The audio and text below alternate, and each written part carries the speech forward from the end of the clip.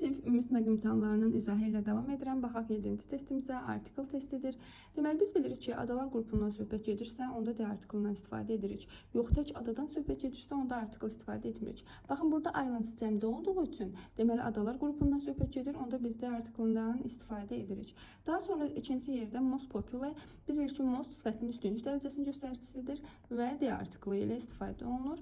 Və üçüncü yerdə isə Europe, yəni qitə adıdır.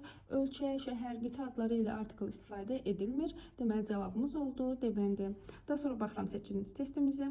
8-ci testimiz çox sayda zaman test edir. Baxın, from next month, yəni burada bizim zaman zərfimiz verilibdir. Gələn aydan etibarən. Deməli, gələcək zamanlı zaman zərfidir. Düzgün cavabımız olacaqdır. Gələcək zamanda will appear. Sonra baxıram 9-cu testimizə.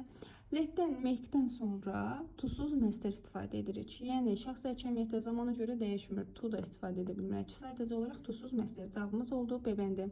Baxıram 10-cu testimizə. Baxın uşaqlar, burada artıq said vardı. Said keçmiş zamandadır. Keçmiş zamandadırsa, mən yalnız keçmiş zamandan davam etməliyəm. Cavabımız olacaqdır A bəndi. Baxıram 11-ci testimizə.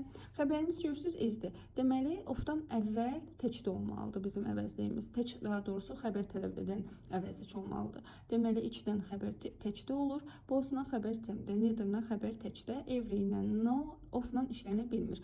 None of olur, amma no of olmaz. Ona görə düzgün cavabımız oldu E bəndi. Daha sonra baxıram 12-ci testimizə. Passive voice, yəni məchul növ testidir.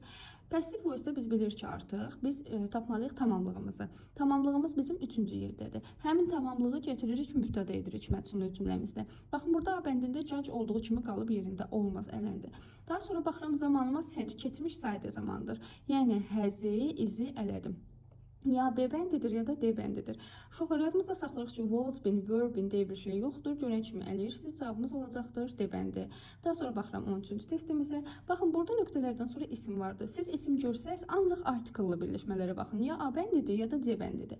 Yadınızda saxlayın ki, matchdan sonra mütləq müqayisə dərəcəsi olmalıdır. Burada da interesting çox hecalı isim, sifət olduğu üçün much more interesting deməliyik. Deməli, düzgün cavabımız oldu A bəndi.